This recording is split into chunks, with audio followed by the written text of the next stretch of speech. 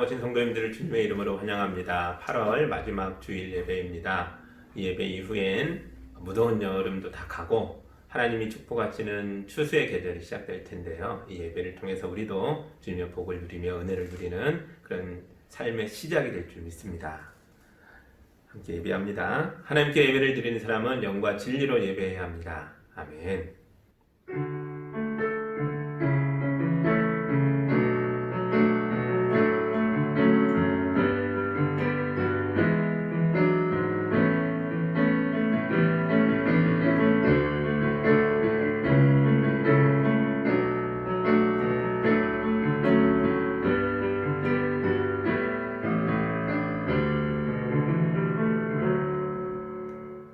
사랑의 하나님 아버지, 자녀들이 나왔습니다. 지난 한 주간 참 많은 일들에 시달렸습니다. 큰 바람과 많은 비와 뜨거운 태양과 또 전염병의 확산 속에서 두려워하며 고통 속에 지내다가 나왔습니다. 이 예배 속에서 하늘의 위로를 바라오니 주님 거룩한 손을 펼치셔서 자녀들의 눈물을 닦아주시고 고통당한 자리를 싸매어 주시고 은혜를 채우셔서 다시 한번 힘있게 살아갈 수 있는 용기를 주님 허락하여 주시옵소서.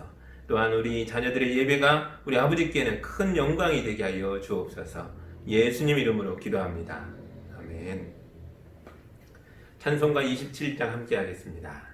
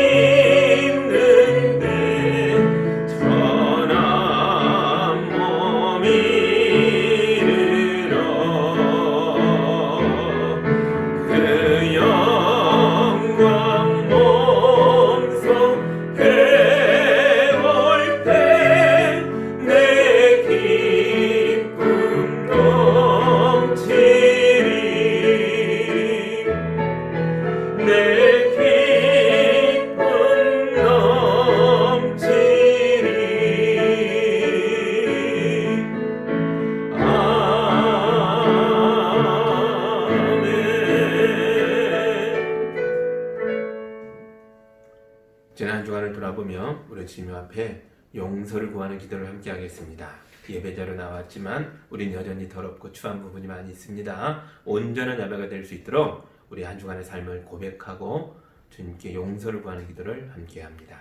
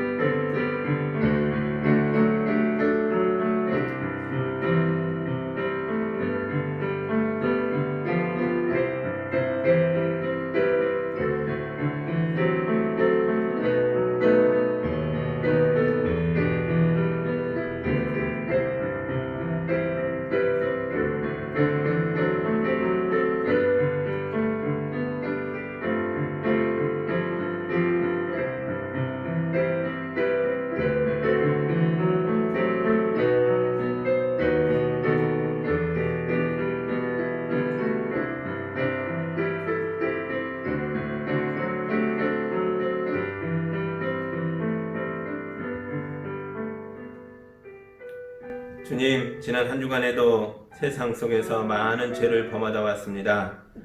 교회 모임이 없어지며 생활도 신앙에서 점점 멀어져 갔습니다. 우리의 마음에서 말씀이 멀어졌고 우리의 입술에서 기도가 사라졌고 우리 중심에서부터도 영혼의 기쁨이 사라져 갔습니다. 우리가 사막을 걷는 것처럼 메마르게 지내다 왔습니다.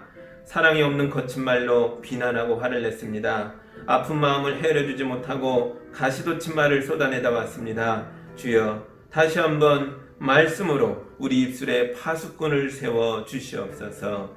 예수님 이름으로 기도하옵나이다. 아멘. 이제 우리 주님의 용서와 치유와 화해의 말씀을 드리시기 바랍니다. 당신들은 재판에서 공정성을 잃어서도 안 되고 사람의 얼굴을 보아주어서도 안 되며 재판관이 뇌물을 받아서도 안 됩니다. 뇌물은 지혜 있는 사람의 눈을 어둡게 하고 죄 없는 사람을 죄인으로 만듭니다. 당신들은 오직 정의만을 따라야 합니다. 그래야만 당신들이 살고 주 당신들의 하나님이 당신들에게 주시는 땅을 당신들이 차지할 것입니다. 아멘.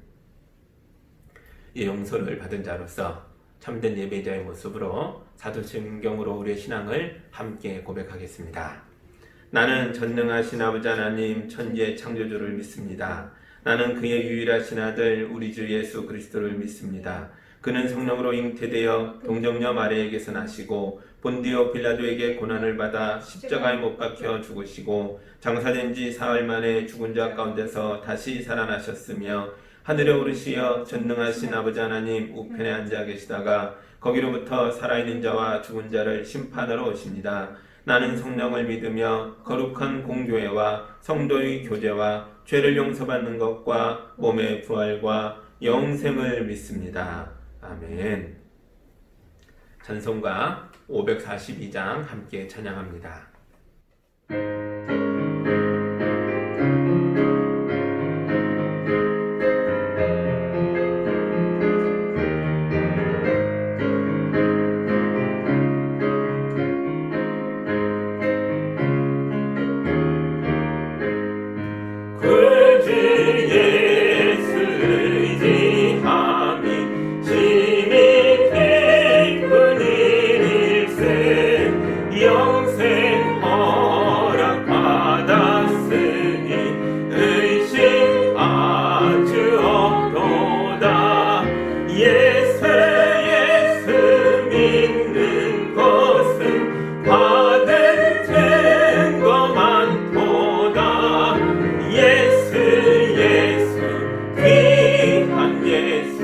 믿음 더욱 주소서.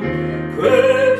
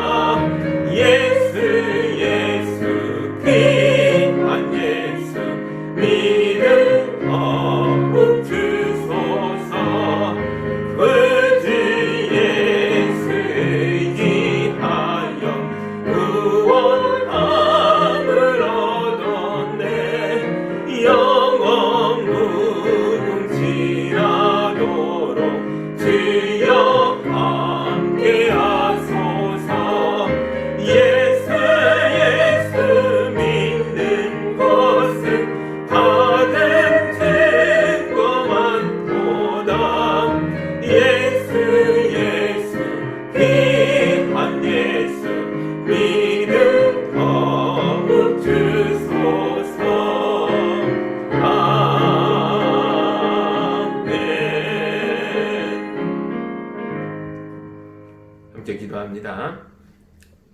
사랑의 하나님 아버지, 주님은 세상을 치유하시는 라파의 하나님이신 줄 믿습니다. 주님, 우리가 지금까지 살면서 올해처럼 이렇게 혹독한 시간을 보낼 때가 또 언제 있었겠습니까? 주여, 이 땅에 전염병이 창궐해 있는 것을 치유하여 주시옵소서.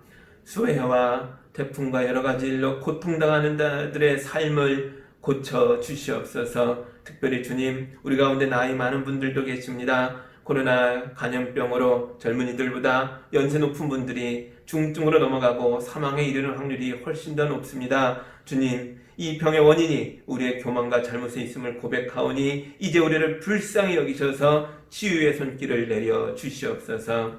주님, 국가의 정책에 대한 혼란이 드러났습니다. 국론이 분열하고 사람들이 모여 서로 다른 주장을 하며 이 혼란을 부채질하고 있습니다. 주님, 이 나라의 지도자들에게 지혜를 주시고 치유와 생명과 정의로운 길로 이 국민을 잘 인도할 수 있도록 도와주시옵소서. 정책의 혼란 속에서 우리 교인들도 주거 안정이 흔들리고 열의 얼음을 겪는 경우도 많아지고 있습니다. 코로나로 경제가 멈추며 큰 고통 속에 빠져가는 교인들도 있습니다. 주님, 우리 성도들의 간절한 기도 소리를 들으시고 응답하셔서 우리에게 살 길을 열어 주시옵소서. 우리가 이 정도로 혼란스러운데 북한은 오죽하겠습니까? 저들이 모든 걸 감추려 해도 그 백성의 곤란이 극심하리라는 것을 짐작할 수 있습니다. 주여, 우리를 축복하신 게 이때를 위함인 줄 믿습니다. 우리가 힘을 내어서 우리만이 아니라 북한에 고난당하는 자들에게도 우리의 가진 것들을 나누게 해주시고, 더 나아가 세계 열방의 모든 고통받는 민족들에게도 우리의 힘이 거룩하게 쓰이게 하여 주시옵소서.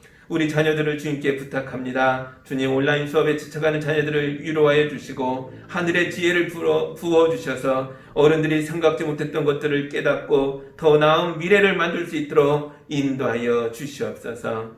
주님, 이 예배하지 못하는 시간이 길어지면서 우리 성도들이 지쳐가고 있습니다. 우리가 다시 만날 날을 속히 허락하여 주시옵소서. 이 땅을 치유하셔서 우리가 힘있게 예배하며 찬송하며 서로 교제를 나누며 하나님의 은혜를 기뻐하는 날을 허락하여 주시옵소서. 그날 오기까지 지금 영상으로 예배하는 모든 가정마다 주님이 영으로 임재하셔서 위로하시고 또한 복된 날들로 채워 주시옵소서. 예수님 이름으로 기도하옵나이다. 아멘.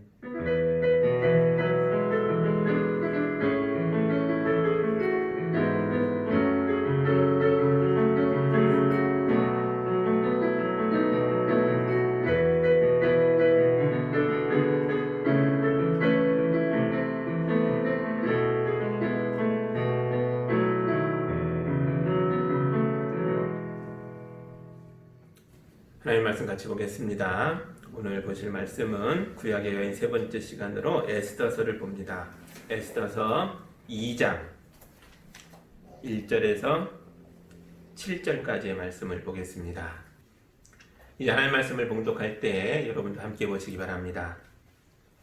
이러한 일이 있은 지 얼마 뒤에 아수에로 왕은 분노가 가라앉자 와스디 왕후가 생각나고 왕후가 저지른 일과 그리고 그것 때문에 자기가 조서까지 내린 일이 마음에 걸렸다. 왕을 맞드는 젊은이들이 이것을 알고 왕에게 말하였다. 임금님을 모실 아리답고 젊은 처녀들을 찾아보게 하시는 것이 좋겠습니다. 임금님께서 다스리시는 각 지방의 관리를 임명하시고 아리답고 젊은 처녀들을 뽑아서 도성수산으로 데려오게 하시고 후궁에 불러다가 궁녀를 돌보는 내시 해기에게 맡기시고 그들이 몸을 가꿀 화장품을 내리십시오. 그리하신 뒤에 임금님 마음에 드는 처녀를 와스디 대신에 왕으로 삼으심이 좋을 듯합니다. 왕은 그 제안이 마음에 들어서 그대로 하였다. 그때 도성수산에는 모르드게라고 하는 유다 남자가 있었다. 그는 베냐민 지파 사람으로서 아버지는 야일이고 할아버지는 시므이이고 증조부는 기스이다. 그는 바벨론 왕 느부갓네살이 예루살렘에서 유다 왕 여고냐와 그의 백성을 포로로 끌고 왔을 때에 함께 잡혀온 사람이다.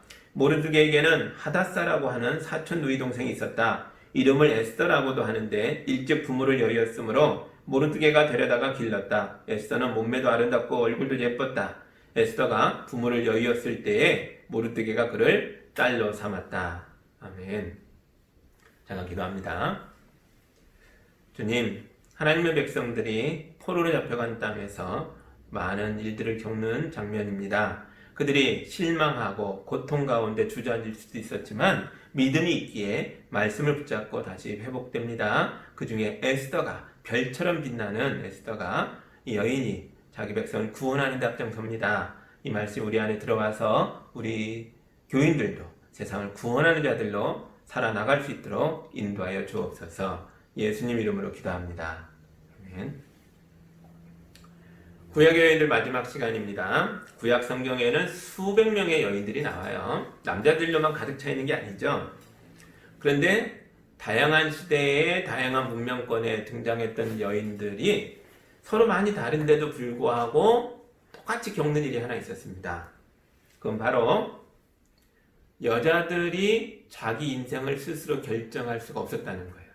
남자들은 얼마든지 그럴 수 있었는데 여자들은 세상이 강요하는 대로 또는 남자들이 이미 만들어놨던 이런 시스템에 희생되는 구조로 살고 있었죠. 하갈에서부터 우리가 추적해 왔었는데요.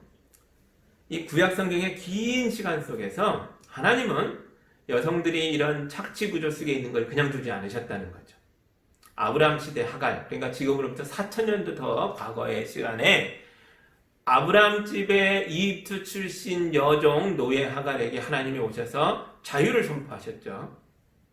그리고 또 시간이 많이 흘러서 한 1000년쯤 흘러서 사사시대에 나오미와 룻에게도 또 오셔서 이 여인들이 서로 약자의 연대함, 서로 연합함을 통해서 세상의 어려움을 뚫고 나아가는 길을 제시해 주셨습니다.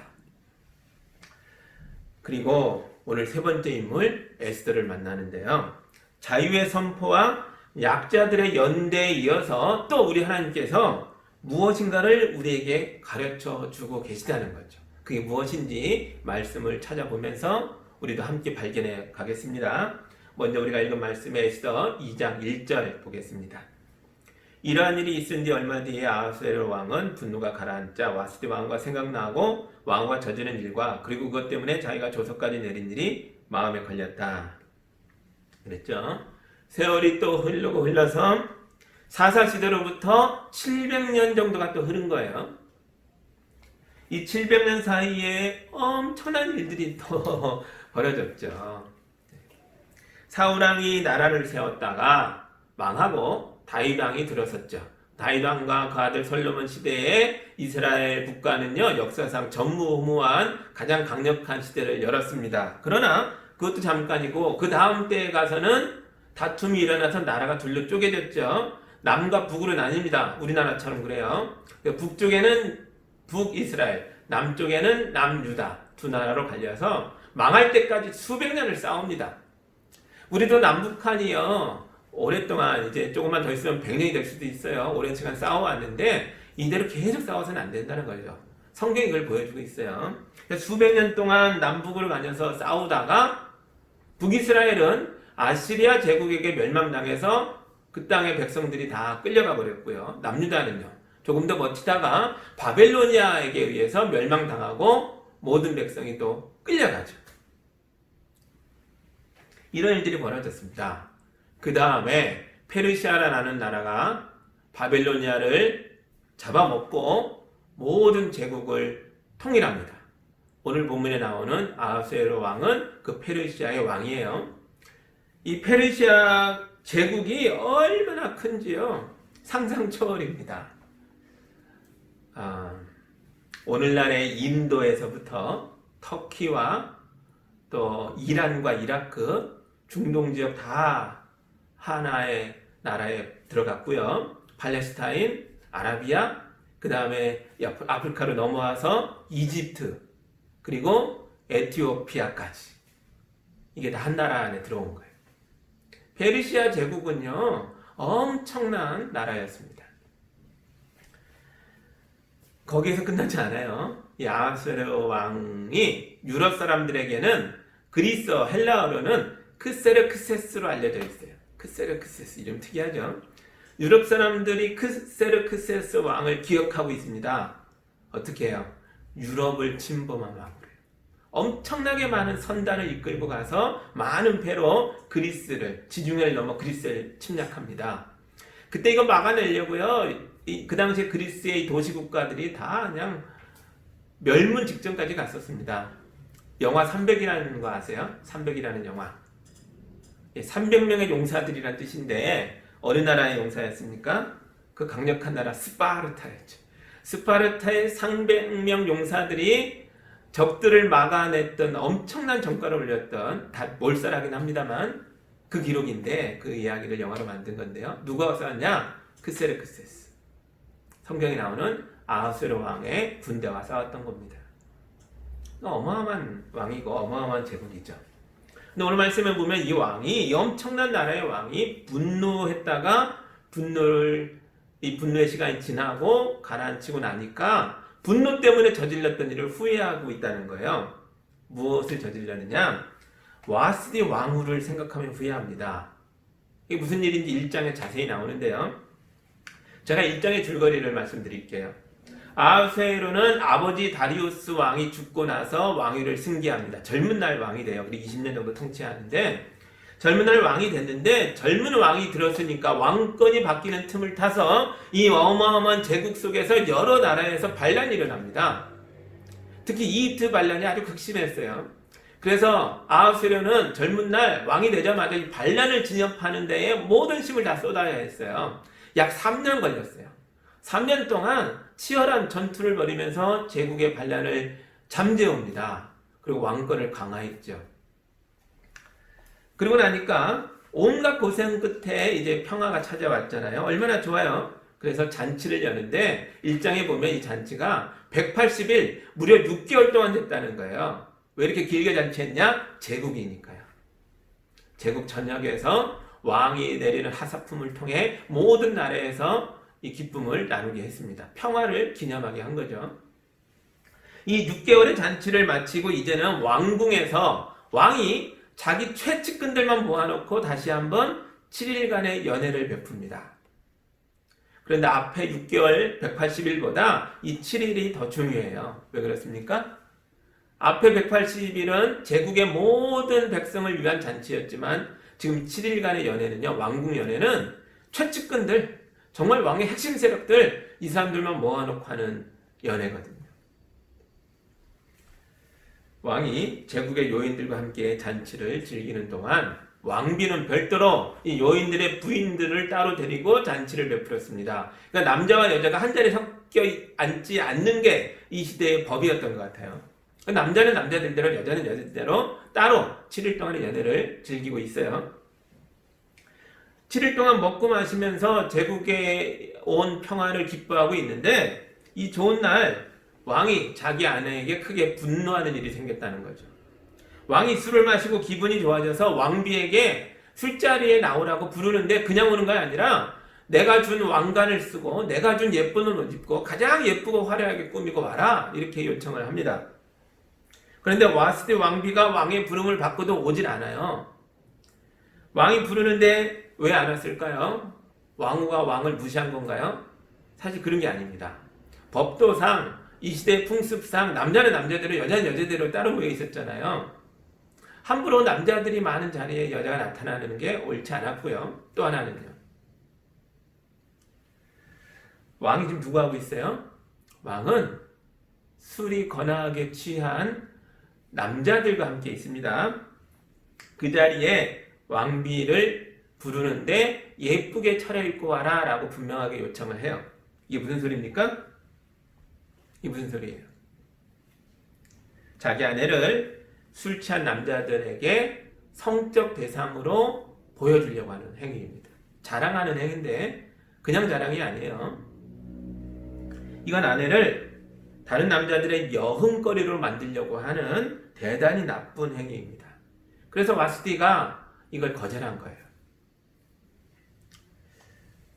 이게 고대의 사건인데 지금도 이런 일을 많이 봐요. 이상하게도 우리나라 남자들은 술에 취하면 자기 아내를 함부로 대하는 경우를 많이 보여줘요. 늦은 밤에 술에 잔뜩 취해서 술 친구들과 함께 집에 들여닥치는 일들이 요즘도 있다고 하네요. 저 어릴 때는 가끔 봤는데 주변의 이웃들 속에 그런 걸 봅니다만 요즘도 밖에서 직장 동료나 친구들과 술에 거나하게 취한 다음에 그 친구들을 끌고 집으로 와요. 자고 있는 아내를 깨워서 술상을 다시 보라고 하거나 잔심부름 시키고 이런 일들을 합니다. 이런 행위는요, 아내를 사랑한다면 절대로 해서는 안 되는 짓입니다. 나쁜 일이에요. 어떻게 사랑하는 아내를 술친구들의 심부름꾼으로 만들고 술친구들의 눈요깃거리로 만든다는 것입니까? 그러면 안 되죠. 예전에 회사에 일이 있으면 집에 가져가서 일하는 경우도 많았죠. 요즘은요, 그러면 신고해야 됩니다. 요즘 법으로도 그렇게 잔업을 시키지 말라고 해요. 집은 편안하게 쉬는 곳이니까요. 퇴근했으면 다 잊어버리고 심지어 핸드폰도 끄고 편하게 지내라. 법적으로 그런 자유를 보장해 주겠다 이런 말을 합니다. 그런데 일만이 아닙니다. 노는 것도 똑같아요. 친구들과 잘 노는 건 좋죠. 그런데 그 친구들을 왜 집으로 끌어들입니까? 집에는 다른 가족들도 있잖아요. 집은 나도 안식해야 하는 편안한 곳이지만 내 가족도 그렇습니다. 내 가족들도 집이란 그렇게 울타리가 쳐져 있어서 안전하게 보호받으면서 편안히 쉴 수 있는 곳이 돼야 하죠. 그러니까 오늘 본문만 놓고 봐도 왕궁은 와스디 왕비에게는 안전한 곳이 아니었어요. 왕이 왕후를 함부로 불러대고 있는 거죠. 근데 왕후가 오지 않으니까 크게 화가 났습니다. 많은 사람들 앞에서 자기 체면이 깎였다고 생각하는 거예요. 근데 왕의 곁에 있던 다른 남자들이 왕비에게 벌을 주자고 왕을 부추겨요. 이들이 뭐라고 했는지 제가 읽어드릴게요.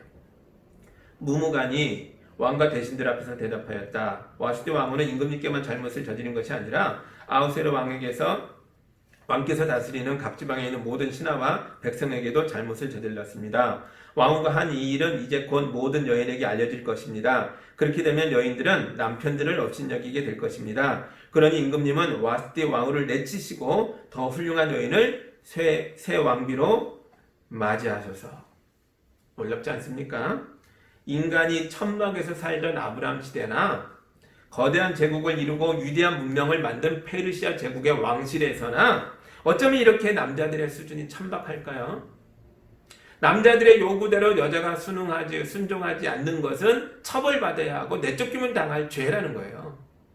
이걸 다른 여자들이 배울까봐 겁나니 엄벌100개 하자 이렇게 주장을 합니다. 어떻게 이럴 수 있죠? 네, 여러분, 우리나라도 이런 문화가 많아요.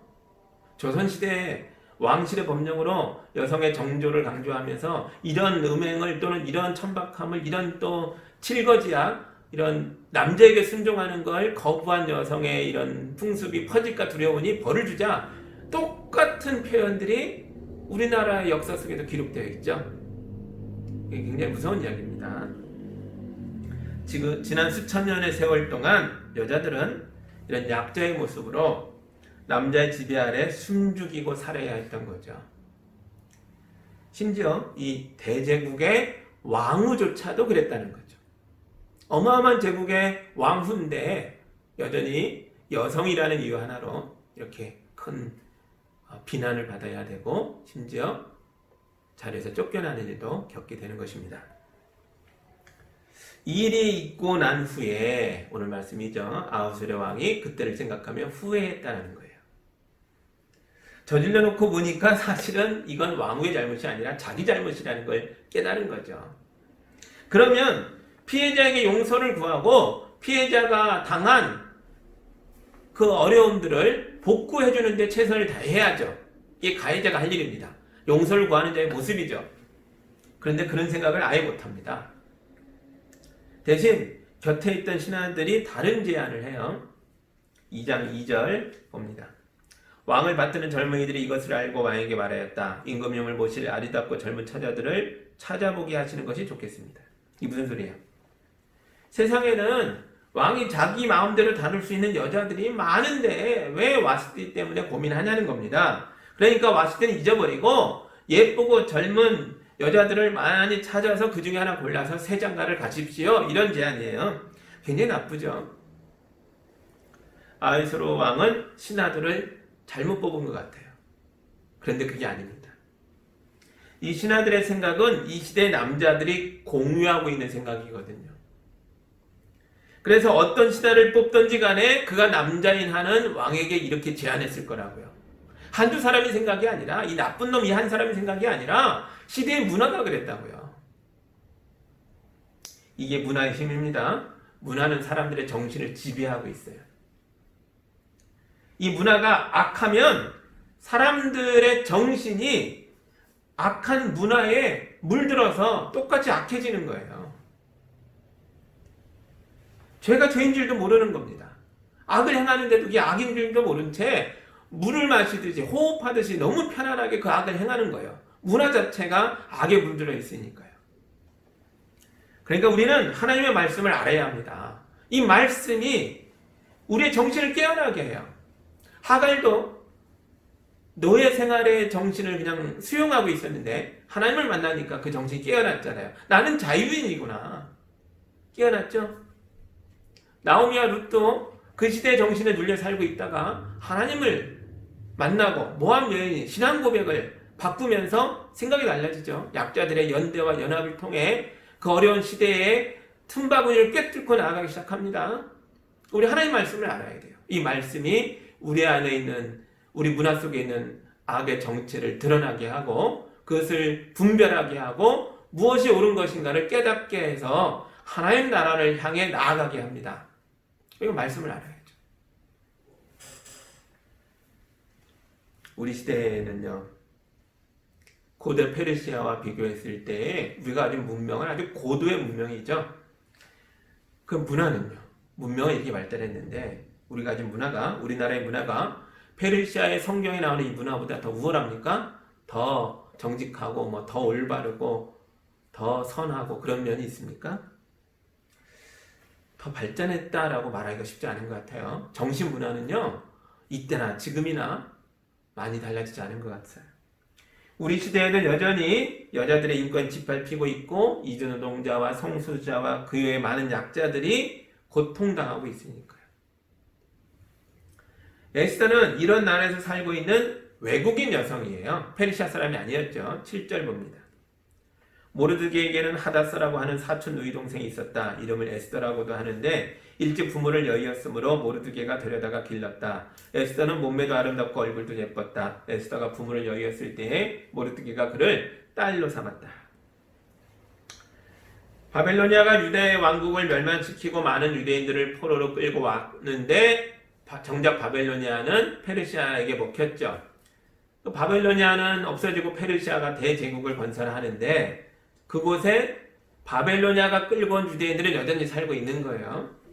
1등 국민이 아니죠. 끌려온 포로들 공동체니까 2등 국민으로 살고 있는 겁니다.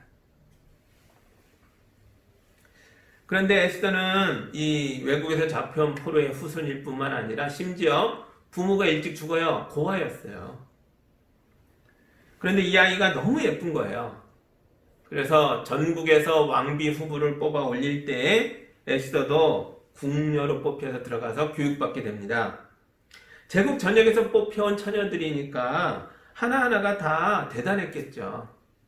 이 많은 여성들 중에서 오직 한 명만 왕비가 되고 나머지는요, 이미 궁에 들어왔기 때문에 집에 안 들려보냅니다. 왕의 여자들이 됐기 때문에 왕궁 곳곳에서 궁녀로 살아야겠죠. 오늘날로 치면 에스더는 SM이나 YG 같은 그런 회사에서 스카웃을 당해서 연습생이 된 거예요. 딱 맞는 비유는 아니지만 비슷하게 생각해 볼 수도 있습니다. 연습생이 되면 피나는 훈련을 하면서 몇 년 동안 훈련을 받죠. 에스더가 궁녀로 들어가서 훈련 받은 것처럼. 그래서 이 아이들 중에 선발되는 애들은 아이돌로 걸그룹이나 보이그룹으로 데뷔를 합니다. 그렇지 않으면요, 평생 무명 가수를 벗어나지 못하겠죠. 그러니까 2500년 전에 페르시아 왕실의 궁녀 시스템이나 지금 우리나라의 아이돌 시스템이나 비슷해요. 크게 다르지 않습니다. 우리나라 K-팝이 엄청나게 인기가 많은데요. 그런데 이 아이돌 시스템을 가만히 들여다보면 비인간화가 그 안에 들어있다고요. 어릴 때부터 아이들이 선발되어서 예쁘고 잘생기고 춤 잘 추고 노래 잘하는 아이들이요, 상품으로 가공되고 있는 거예요. 인격이 아니라, 사람이 아니라 어디 내다 팔 물건이 되고 있어요. 저는 이게 정말 옳은 것인가 잘 모르겠어요. 사람을 사람으로 보지 않는 것은 다 악한 것입니다. 아이돌 문화가 다 틀렸다 이런 게 아니에요. 그 가운데에 이런 악한 부분이 스며들지 않도록 잘 봐야 한다는 거죠. 우리 인간이 만든 모든 문화엔 사실 이런 악들이 스며들어 있어요. 궁녀 시스템, 아이돌 시스템, 경제 시스템, 가정의 구조, 다 이 구조가 필요하죠. 그런데 인간이 만들었기에 이런 악이 다 들어있어요. 왜요? 인간 자체가 악하니까요. 우리는 악합니다. 에스더는 그 많은 궁녀들 중에서 1등을 합니다. 왕비가 됐다는 거예요. 아하스웨로 왕의 새로운 왕비가 돼요. 그럼 이제부터 에스더는 꽃길만 걷게 될까요? 그렇지 않죠. 이 시대의 문화가 바뀌지 않는 한 그 어떤 여자도 그 어떤 지위에 올라도 꽃길을 걸을 수 없어요. 전임 왕비가 잘 보여줬잖아요. 와스디 왕비는 에스더보다 모든 면에서 나았죠. 그 여자도 일장에 보면 굉장히 예뻤어요. 또요, 에스더는 외국인이고 고아였는데 와스디는 집안 배경도 굉장히 좋았을 겁니다. 페르시아는 원래는요, 왕비를 아무나 세우지 않고 꼭 7집안 안에서만 뽑았다고 하거든요. 우리나라 삼국시대 이럴 때도 그런 기록들이 있잖아요. 유력한 집안에서만 왕비를 선출했어요. 그러니까 와스디까지는 그런 집안 출신이었다는 걸 알 수 있어요. 그런데도 쫓겨났습니다. 하물며 에스더가 왕비가 됐다 할지라도 외국인이며 고아인 배경이 없는 에스더에게는요, 이게 꽃길이 아닌 거예요. 살얼음판이죠. 우리 시대로 다시 와서 연습생들을 생각해 보세요. 연습생들이 아이돌로 데뷔하면 성공한 건가요? 그럼 이제 행복한 일만 남았나요? 아닌 것 같아요. 왜 연예인들 중에 우울증과 공황장애를 앓는 사람들이 그렇게나 많습니까? 우리 일반인들은 알 수 없는 고통이 그 안에 들어있는 거죠. 그들의 성공은 신기루 같은 거예요. 언제 사라질지 모르는 안개 같아요. 그래서 늘 불안하게 생활하고 있는 거죠. 그리고 결국 에스더에게 우려했던 일이 터집니다. 아하스웨로 왕에게는 하만이라는 신하가 있었는데 이 남자가 모르드게에게 창피를 당한 적이 있어요. 하만이 이것 때문에 밤잠을 설치다가 복수를 꿈꾸게 됩니다. 그런데 하만이 얼마나 잔인한 사람인지 모르드게를 죽이는 거로 성에 안 찰 것 같아요. 그래서 모르드게가 속해 있는 유대인 전체를, 제국에 있는 유대인들을 말살할 계획을 세웁니다. 전부 학살해버리겠다. 이게 나의 복수다. 얼마나 끔찍합니까? 대단히 나쁜 사람이죠. 하만이 이 일을 실행하기 위해서 왕에게 가요. 왕에 가서 왕을 부추기는데요. 유대인들이 왕을 멸시합니다. 왕의 권위를 무시합니다. 이들은 반역을 꾀하는 사람들입니다. 라고 밀고합니다. 그리고 왕이 안 움직일 것 같으니까 이렇게 얘기해요. 내 재산 1만 달란트를 내놔서 유대인들의 현상금으로 쓰겠습니다. 이 멍청한 왕이 하만의 말에 하만이 유대인들을 학살하도록 힘을 주고 허락해 줍니다. 여기서 우리는 아하스웨로 왕이 반역에 얼마나 민감했는가라는 걸 알 수 있어요. 아무 증거가 없는데도 밀고만 들어오면 너무 놀라서 학살을 허락해 주는 거예요. 왕이 이렇게까지 예민하게 반역을 막았지만 아하스웨로 왕은 결국 반역에 의해 살해당합니다. 성경에는 안 나와요. 역사책에 보면 누가 아하스웨로 왕을 반역하고 이 왕을 죽이느냐? 그 아들이에요. 자기 아들이 반역을 일으켜서 아하스웨로 왕을 살해합니다. 이게 그들이 사는 세상의 문화예요.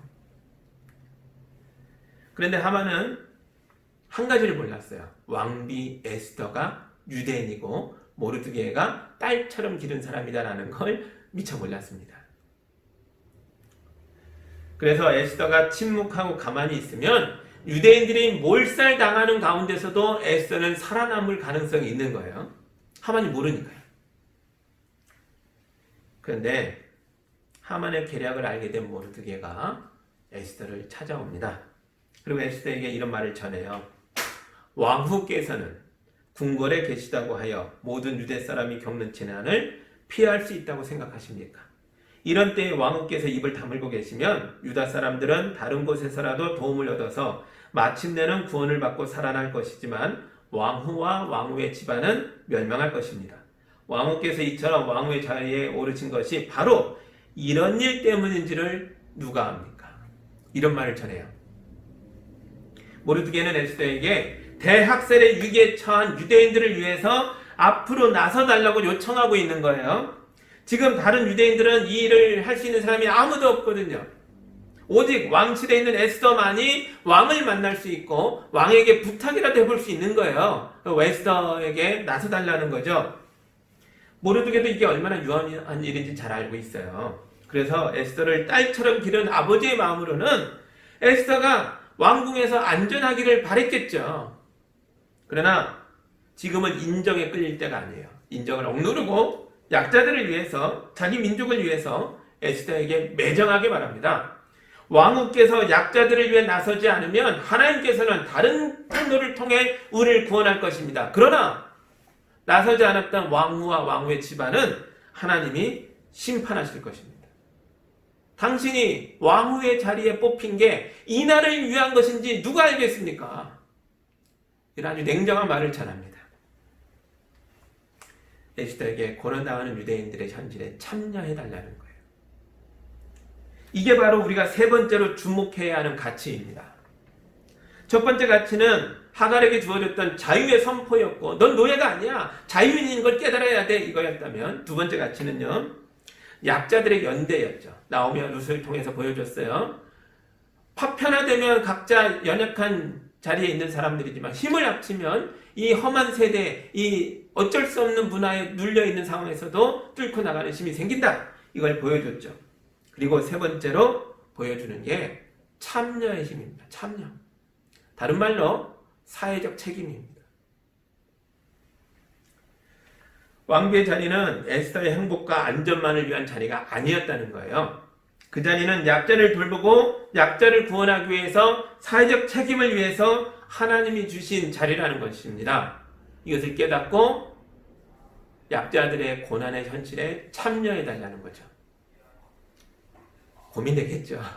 갈등이 클 겁니다. 가만히 있으면 살 것 같은데 이거 나서면 죽는 거죠. 그래서 에스더가 이렇게 대답합니다. 수산에 있는 유다 사람들을 한 곳에 모으시고 나를 위하여 금식하게 하십시오. 사흘 동안은 밤낮 먹지도 마시지도 말게 하십시오. 나와 내 시녀들도 그렇게 금식하겠습니다. 그렇게 하고 난 다음에는 법을 어기고서라도 내가 임금님께 나아가겠습니다. 그러다가 죽으면 죽으렵니다. 에스더는 모르드게에게 모든 유대인들과 더불어 자기를 위해 금식하며 기도해달라 그래요. 사흘 밤낮을 먹지도 마시지도 말라 그랬죠.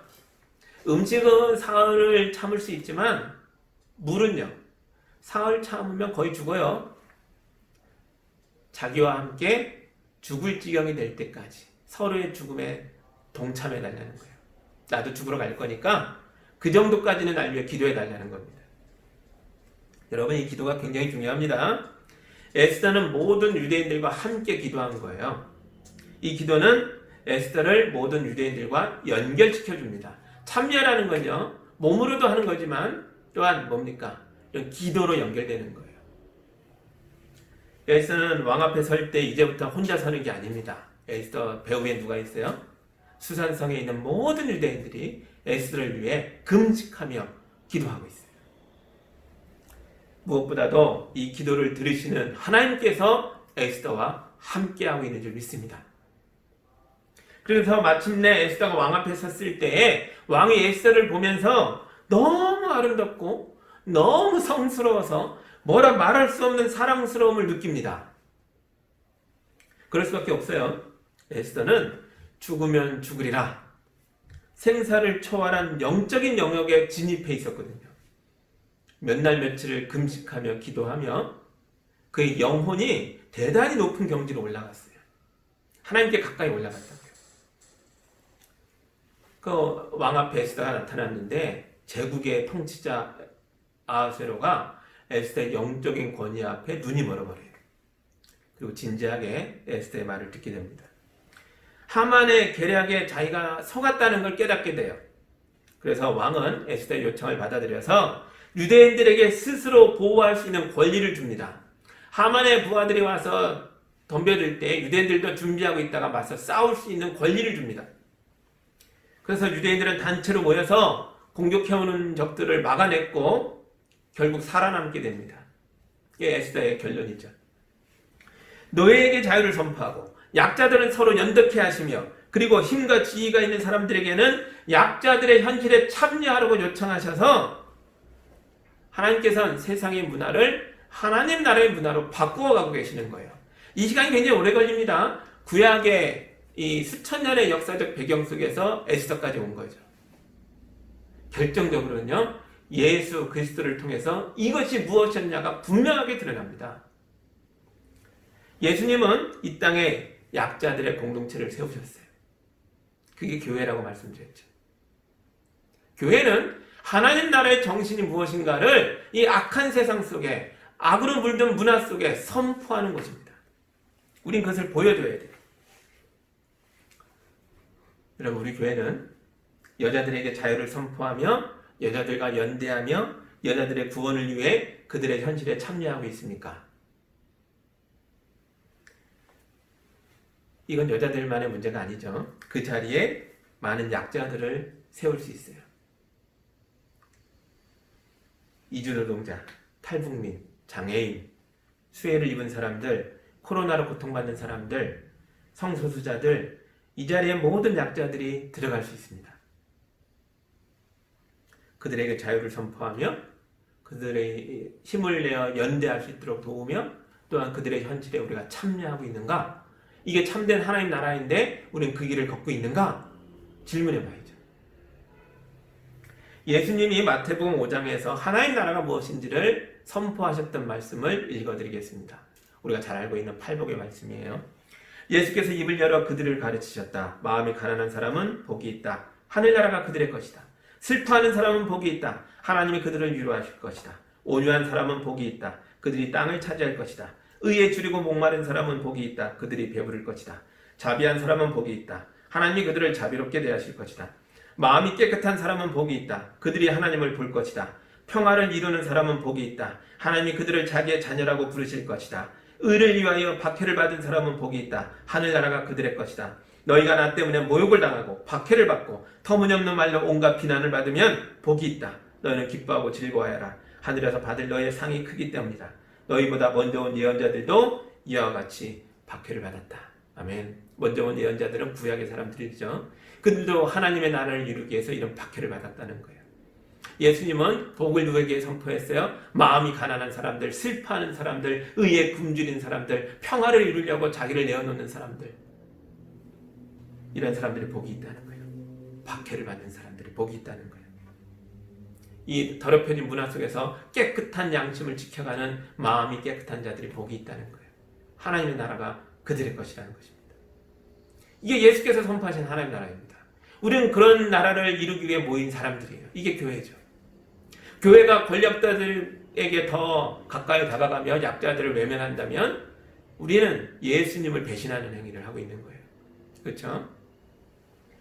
하나님 나라는 가난한 사람, 슬퍼하는 사람, 온유한 사람, 의에 주르고 목마른 사람, 자비한 사람, 깨끗한 사람, 평화를 잃는 사람, 의를 위해 박해받는 사람들의 것이라는 것을 기억하시기 바랍니다. 약자들의 편을 들다가 모욕받고 박해를 받으면 기뻐해야 합니다. 하나님께서 우리에게 복을 주실 거니까요. 자유의 선포와 약자들에 대한 연대와 고난당하는 사람들의 삶에 참여하는 사회적 책임으로 새 시대를 열어가는 우리 교회가 되어야 할 줄 믿습니다. 어디서부터 실천할까요? 여러분의 가정에서부터 실천하십시오. 내 가정에서부터, 내 배우자에게, 내 자녀에게, 내 부모에게, 내 형제에게서부터 선포와 연대와 참여를 실천하실 때에 하나님의 나라가 우리 가정에서부터 이루어지게 될 줄 믿습니다. 아멘. 함께 기도하겠습니다. 하나님 감사합니다. 구약의 여인들 3번에 걸쳐서 봤는데요. 그 수천 년의 시간을 통해서 하나님의 나라가 무엇인지를, 어떻게 이 세상의 악한 문화를 이기고 새로운 시대를 열 수 있는지를 차근차근 말씀해 주셔서 감사합니다. 주님, 이 오랜 시간을 우리가 통과하면서도 여전히 온전한 하나님 나라의 문화를 만들지 못했습니다. 우리가 그만큼 나쁘고 우리가 그만큼 연약하고 우리가 그만큼 악에 물들어 있습니다. 주님, 예수님을 통해서 결정적으로 드러난 하나님 나라를 우리 시대에 실천할 수 있는 사람들 되게 하여 주시옵소서. 우리 예수한교회가 이 일에 더욱더 앞장서는 교회 되게 하셔서 자유를 선포하고 약한 자들과 연합하며 그들의 현실에 참여케 하여 주시옵소서. 그래서 하늘의 복이 우리 교인들에게, 우리 교인들의 가정에 풍성하게 임할 수 있도록 인도하여 주옵소서. 예수님 이름으로 기도합니다. 아멘.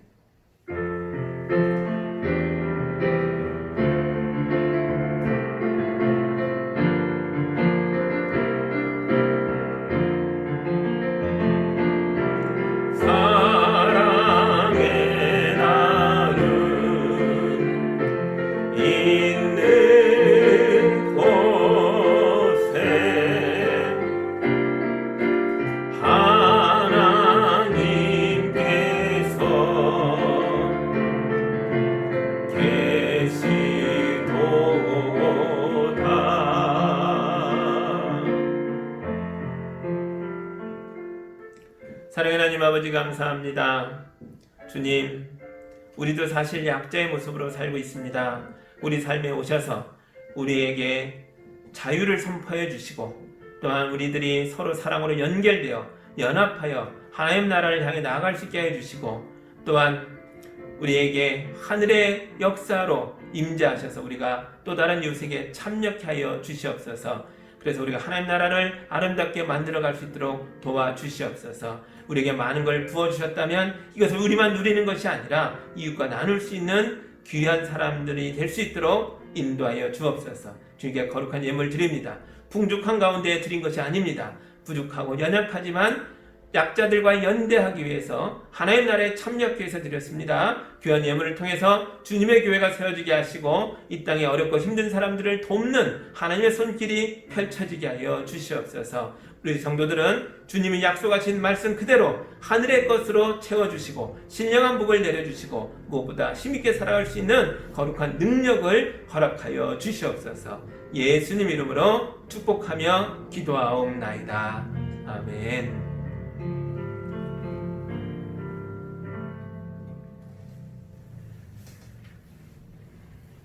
교회 소식이 있습니다. 2주간 영상으로만 예배했는데요. 코로나의 사정을 더 봐야겠죠. 연장할지 어떨지는 다시 여러 문자나 여러 방식으로 광고해 드리겠습니다. 앞서 말씀드린 대로 여름이 이렇게 끝나고 9월이 다가오고 있는데요. 9월이 정말 축복의 계절이 되기를 바랍니다. 그래서 여러분의 삶 가운데에 하나님 나라를 위해 헌신하는 여러분의 삶에 주님이 더 홀려한 것들로 상을 주시고 갚아주실 줄 믿습니다. 아멘.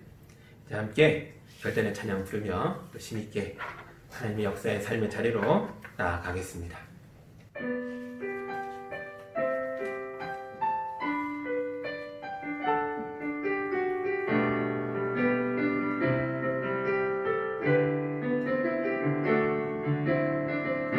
이 땅에 내 삶이 비록 버겁더라도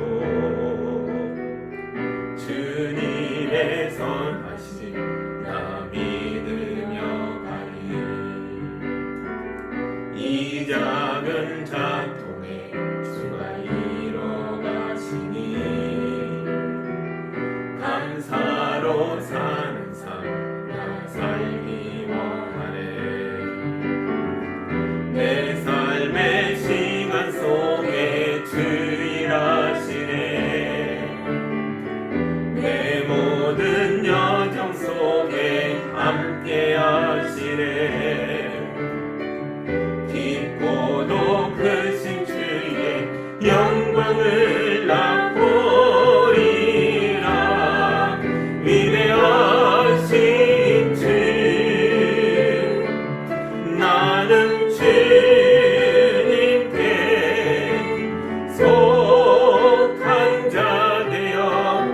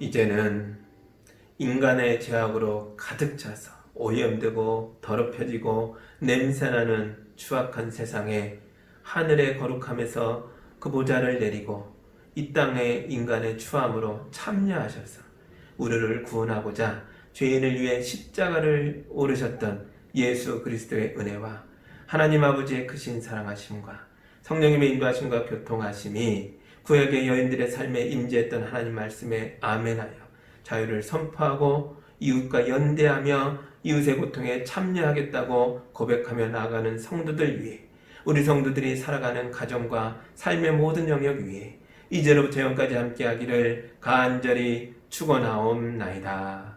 아멘.